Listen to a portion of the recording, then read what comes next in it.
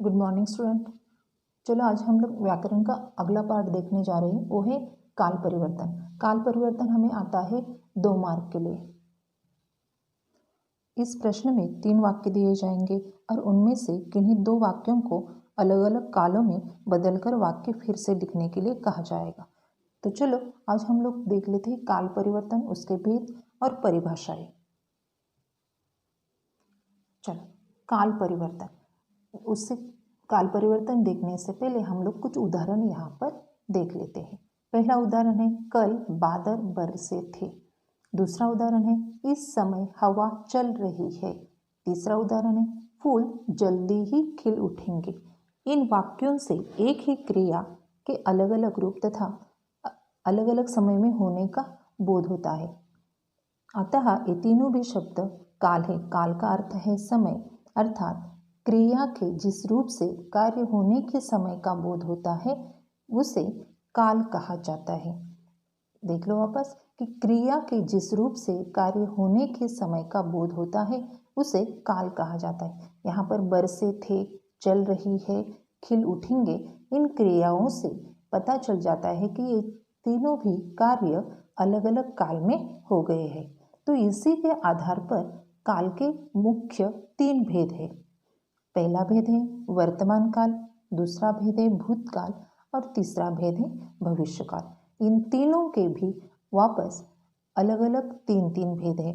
वर्तमान काल के भी 3 भेद है, भूतकाल के भी 3 भेद है, भविष्यकाल के भी 3 भेद है। लेकिन हम लोगों को इस साल पढ़ने के लिए सिर्फ पहला ही भेद आएगा, वो है सामान्य भविष्यकाल। तो चलो देख लेते हैं वर्तमान काल के 3 भेद। चलो काल का पहला भेद हम लोग देख लेते हैं वर्तमान काल। वर्तमान काल मतलब जो क्रिया वर्तमान समय में होना सूचित करती है उसे वर्तमान काल कहा जाता है। उसके भी 3 उपभेद है। पहला भेद है सामान्य वर्तमान काल, दूसरा है अपूर्ण वर्तमान काल और तीसरा है पूर्ण वर्तमान काल। चलो पहला भेद हम लोग वर्तमान काल का देख लेते हैं, वो है सामान्य वर्तमान काल। सामान्य वर्तमान काल मतलब क्रिया के जिस रूप से उसके वर्तमान समय में होने का बोध होता है उसे सामान्य वर्तमान काल कहा जाता है। यहाँ पर उदाहरण के द्वारा हम लोग देख लेते हैं। पहला है उदाहरण मीना चित्र बनाती है। दूसरा उदाहरण है हम प्रतिदिन खेलते हैं। तीसरा उदाहरण है तुम शहर में रहते हो। चौथा उदाहरण है आनंद का क्षण बातचीत में मिलता है। इन क्रियाओं से रेखांकित क्रियाएं वर्तमान काल की सामान्य अवस्था का बोध कराती तथा कर्ता को ने विभक्ति नहीं लगी है, अर्थात जिस वाक्य द्वारा आज होने वाले कार्य का संकेत मिलता है उसे सामान्य वर्तमान काल कहा जाता है। यहाँ पर एक बात अवश्य याद रखनी है कि सामान्य वर्तमान काल की क्रिया के अंत में ता, ती, ते इन अक्षरों का प्रयोग हो जाता है। अच्छी तरह से याद रखो कि सामान्य वर्तमान काल की क्रिया के अंत में ता, ती, ते इन अक्षरों का प्रयोग हो जाता है। यहाँ पर भी आप लोग देख सकते हैं, यहाँ पर भी क्रिया को ती, ते, ता इन अक्षरों का प्रयोग उसके क्रिया के अंत में हो गया है। तो इसके द्वारा हम लोगों को पता चल जाता है कि इसे सामान्य वर्तमान काल कहा जाता है। चलो अगला भेद हम लोग देख लेते हैं वर्तमान काल का। दूसरा भेद है अपूर्ण वर्तमान काल। अपूर्ण वर्तमान काल मतलब देख लो क्रिया के जिस रूप से कार्य का वर्तमान समय में जारी रहना सूचित होता है उसे अपूर्ण वर्तमान काल कहते हैं। यहाँ पर उदाहरणों के द्वारा हम लोग देख लेते हैं। यहाँ पर पहला उदाहरण है राष्ट्रपति को हंसी आ रही है। दूसरा है मेरे मन में विचार उभर रहा है। तीसरा है वह बाजार जा रहा है। चौथा उदाहरण है हम परदेश में भटक से रहे हैं। मतलब यहाँ पर क्रिया चल रही है लेकिन क्रिया पूरी नहीं हुई है के द्वारा हम लोगों को पता चल जाता है कि के द्वारा हम लोगों को पता चल जाता है कि ये क्रिया ये वर्तमान काल की ही है। और इनके द्वारा मतलब आ रही है, उभर रहा है, जा रहा है, रहे, भटक से रहे हैं, इन क्रियाओं के द्वारा हमें पता चल जाता है कि ये क्रिया वर्तमान काल में ही चल रही है, लेकिन वर्तमान काल में पूरी नहीं हुई है। तो इसके लिए हम लोगों को ये बात याद रखनी है कि क्रिया के अंत में रहा है, रही है, रहे हैं, इन शब्दों का प्रयोग हो जाता है। यहाँ पर भी आप लोग देख सकते हैं कि रही है, रहा है, रहे हैं, इन शब्दों का प्रयोग यहाँ पर वाक्य के अंत में तथा क्रिया के अंत में हो जाता है और इनके द्वारा हम लोगों को पता चल जाता है कि ये सेंटेंस तथा ये जो वाक्य है ये अपूर्ण वर्तमान काल के ही वाक्य है। अगला भेद हम लोग देखने जा रहे हैं वो है वर्तमान काल का पूर्ण वर्तमान काल। उसकी परिभाषा है क्रिया के जिस रूप से यह बोध होता है कि उसका कार्य वर्तमान समय में ही पूरा हुआ है, मतलब जो क्रिया यहाँ पर चल रही है वो वर्तमान काल में ही कंप्लीट हो गई है तथा पूरी हो गई। इस बात का पता जब क्रिया के द्वारा चलता है तो वहाँ पर पूर्ण वर्तमान काल कहा जाता है। उदाहरण देख लेते हैं। पहला उदाहरण है राजकुमार घर लौटा है। दूसरा है लता ने गीत गाया है। तीसरा उदाहरण है अब हमारे चलने का समय हो गया है। इन उदाहरणों के द्वारा तथा रेखांकित क्रियाओं के द्वारा हमें पता चल जाता है कि अभी अभी वर्तमान ये जो क्रियाएं है अभी अभी वर्तमान समय में ही पूर्ण हुई है। मतलब जिस वाक्य द्वारा तथा जिस क्रिया द्वारा आज होने वाली क्रिया का पूर्ण तथा समाप्त होने का बोध होता है उसे पूर्ण वर्तमान काल कहा जाता है। जैसे देख लो लौटा है, मतलब यहाँ पर क्रिया कंप्लीट हो गई है। लता ने गीत गाया है, गाने की जो क्रिया है वो पूरी हो गई है। अब हमारे चलने का समय हो गया है, मतलब अब हम लोग जा सकते हैं। ये जो क्रिया है ये यहाँ पर कंप्लीट हो गई है तथा पूरी हो गई है। तो एक बात वापस इसके एक सूचना तथा नियम याद रखना है कि पूर्ण वर्तमान काल के क्रिया के अंत में आ है, ई है, ई है, ये है, इस तरह के शब्दों का प्रयोग हो जाता है। जैसे लौटा है तो यहाँ पर आ है इस शब्द का प्रयोग हुआ है, या है यहाँ पर भी आ है इस शब्द का प्रयोग हुआ है, यहाँ पर गया है यहाँ पर भी या आ शब्द का प्रयोग हो गया है। लेकिन अलग अलग जगह पर ई है तथा ये है, इन शब्दों का तथा इन अक्षरों का भी प्रयोग क्रिया के अंत में हो जाता है। तो वहाँ पर पूर्ण वर्तमान काल का रूप हम लोगों को पता चल जाता है। चलो काल का अगला भेद हम लोग 2 नंबर का भेद देख लेते हैं, वो है भूतकाल। भूतकाल मतलब देख लो, परिभाषा देख लेते हैं। जो क्रिया बीते हुए समय में होना सूचित करती है उसे भूतकाल कहा जाता है। भूतकाल के भी वर्तमान काल के अनुसार 3 भेद हैं। पहला है सामान्य भूतकाल, दूसरा है अपूर्ण भूतकाल और तीसरा है पूर्ण भूतकाल। तो चलो पहला भेद हम लोग देख लेते हैं कि पहला भेद है सामान्य भूतकाल। भूतकाल के उपभेद है 3। पहला है सामान्य भूतकाल। सामान्य भूतकाल मतलब जिस वाक्य द्वारा क्रिया बोलने से पहले ही हो जाने का बोध होता है। जैसे दीवार के नीचे बकरी दब गई, चपरासी ने साइकिल छोड़ दी, उसने फल खाया, मतलब क्रिया अभी अभी हो गई है। इस क्रियाओं के द्वारा हम लोगों को पता चल जाता है कि क्रिया तथा कार्य अभी अभी हो गया है, इसलिए वहाँ पर सामान्य भूतकाल का प्रयोग तथा सामान्य भूतकाल की क्रिया हो जाती है। यहाँ पर देख लो गई, दी, खाया, इन क्रियाओं के द्वारा सामान्य भूतकाल का पता चल जाता है। मतलब क्रिया बोलने से पहले ही पूरी हो गई, इसका पता चल जाता है। और एक क्रिया ये सामान्य अवस्था का बोध कराती है, इसलिए ये सामान्य भूतकाल है। यहाँ पर भी एक सूचना याद रखनी है कि क्रिया के अंत में आ, ई तथा ये आदि का प्रयोग हो जाता है। अगला भेद है भूतकाल का अपूर्ण भूतकाल। अब अपूर्ण भूतकाल मतलब भूतकाल में ही क्रिया शुरू हो गई है और भूतकाल में भी वो क्रिया कंप्लीट तथा पूरी नहीं हो गई है। यहाँ पर भी देख लेते परिभाषा। क्रिया के जिस रूप से यह बोध होता है कि वह क्रिया बीते हुए समय में पूरी नहीं हुई किंतु जारी रही थी। क्रिया तो कंप्लीट नहीं हुई, पूरी नहीं हुई, फिर भी वो भूतकाल में ही चल रही थी।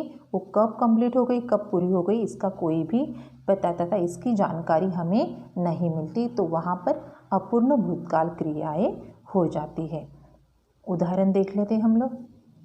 मैं पतंग उड़ा रहा था। दूसरा उदाहरण है पानी अभी बढ़ रहा था। तीसरा उदाहरण है लड़का मोटर खड़ी कर रहा था। इन क्रियाओं के द्वारा, जैसे रहा था, उड़ा रहा था, बढ़ रहा था, कर रहा था, इन क्रियाओं के द्वारा हमें पता चल जाता है कि क्रिया भूतकाल में ही चल रही थी लेकिन भूतकाल में भी कंप्लीट नहीं हुई है। इसलिए यहाँ पर अपूर्ण भूतकालीन क्रिया हो गई है। यहाँ पर रहा था, रही थी, रहे थे, ये इन शब्दों का प्रयोग क्रिया के अंत में आ जाता है। इनके द्वारा हमें पता चल जाता है कि यहाँ पर अपूर्ण भूतकाल की क्रिया हो गई है। चलो भूतकाल का अगला भेद हम लोग देख लेते हैं, वो है पूर्ण भूतकाल। मतलब परिभाषा है क्रिया के जिस रूप से यह सूचित होता है कि भूतकाल की क्रिया को समाप्त हुए बहुत समय बीत चुका है, मतलब क्रिया भूतकाल में ही कंप्लीट हो गई तथा पूरी हो गई, इस बात का पता जब चल जाता है तो वहाँ पर पूर्ण भूतकाल का रूप हो जाता है। जैसे साथी पीछे रह गए थे। दूसरा उदाहरण है वह बहुत डर गई थी। अगला उदाहरण है राम ने कविता पढ़ी थी। यहाँ पर ये जो क्रियाएं हैं, गए थे, गई थी, पढ़ी थी, इन क्रियाओं के द्वारा तथा अधोरेखांकित क्रियाओं के द्वारा हम लोगों को पता चल जाता है कि ये क्रियाएं भूतकाल में ही पूरी हो गई है। इसलिए मतलब भूतकाल में ही पूरी हो जाने का बोध कराती है और तथा भूतकाल के जो क्रिया को समाप्त हुए बहुत समय बीत चुका है, इन बात का पता जब चल जाता है तो वहाँ पर पूर्ण भूतकाल का रूप हो जाता है। यहाँ पर भी ये बात याद रखनी है कि क्रिया के अंत में था, थी तथा थे, इसके साथ आ, था, ई, थी तथा ए, थे, इन अक्षरों का प्रयोग क्रिया के अंत में हो जाता है। ये बात अच्छी तरह से याद रखनी है। तो इस तरह से हम लोगों ने भूतकाल के 3 भेद देख लिए।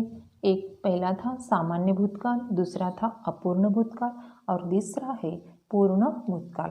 अब काल का हम तीसरा भेद देखने जा रहे हैं, वो है भविष्यकाल।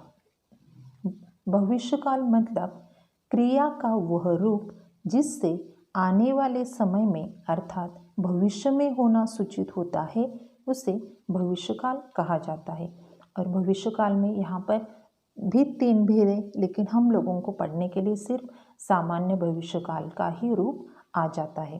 पहला उदाहरण है उसका हम पहाड़ पर चढ़ेंगे। दूसरा उदाहरण है वह फल खाएगा। तीसरा उदाहरण है चलो उदाहरण देख लेते हैं हम लोग। पहला उदाहरण है हम पहाड़ पर चढ़ेंगे। दूसरा उदाहरण है वह फल खाएगा। तीसरा उदाहरण है मैं गान विद्या सीखूंगा। इन क्रियाओं के द्वारा हम लोगों को पता चल जाता है कि ये क्रियाएं भविष्य काल में ही हो जाएगी तथा इन क्रियाओं के द्वारा पता चलता है कि ये क्रियाएं सामान्य अवस्था का बोध कराती है, उसके साथ साथ ये क्रियाएं आने वाले पल में होने वाली है, इसका बोध भी हमें हो जाता है। इसलिए मतलब क्रिया के जिस रूप से आने वाले समय में उसका होना सूचित होता है, उसे भविष्यकाल तथा सामान्य भविष्यकाल का रूप कहा जाता है। सामान्य भविष्यकाल में गा, गी, गे आदि शब्दों का प्रयोग, आदि अक्षरों का प्रयोग यहाँ पर हो जाता है। तो ये बात अच्छी तरह से याद रखनी है। तो इस तरह से आज हम लोगों ने भविष्यकाल तथा भविष्यकाल ये भी देख लिया। तो इसके साथ साथ आज हम लोगों ने काल परिवर्तन किस तरह से है तथा काल परिवर्तन के भेद, काल के भेद, उसके उपभेद आज हम लोगों ने देख लिए। तो अगले एक उदाहरण के द्वारा हम लोग देख सकते हैं कि काल परिवर्तन किस तरह से हो जाता है। चलो यहाँ पर काल परिवर्तन मैंने यहाँ पर वर्तमान काल, भूतकाल और भविष्यकाल यहाँ पर हम लोगों ने कॉलम बनाए और एक ही उदाहरण हम लोगों ने अलग अलग कालों में किस तरह से लिखा है ये मैं आप लोगों का अभी बताती हूँ। उदाहरण लिखा है मैंने, ये उदाहरण है सामान्य वर्तमान काल का। उदाहरण पहला कि दादी कहानी सुनाती है। बस यही सेंटेंस हम लोग अलग अलग कालों में उसमें किस तरह से बदलाव हो जाता है तथा किस तरह से परिवर्तन हो जाता है सामान्य भविष्यकाल तक, वो अभी हम लोग देख लेते हैं। वही उदाहरण अब दादी कहानी सुनाती है, ये है सामान्य वर्तमान काल का उदाहरण। यही उदाहरण हम लोग अपूर्ण वर्तमान काल में ये सेंटेंस किस तरह से लिखेंगे। अपूर्ण वर्तमान काल में ये हो जाएगा दादी कहानी सुना रही है, मतलब ये क्रिया अपूर्ण है, वो भी वर्तमान काल में क्रिया चल रही है। उसका पूर्ण वर्तमान काल का रूप होगा दादी ने कहानी सुनाई है के द्वारा पता चल जाता है कि ये क्रिया वर्तमान काल में हो गई है, और सुनाई इसके द्वारा पता चल जाता है कि क्रिया वर्तमान काल में ही पूरी हो गई है।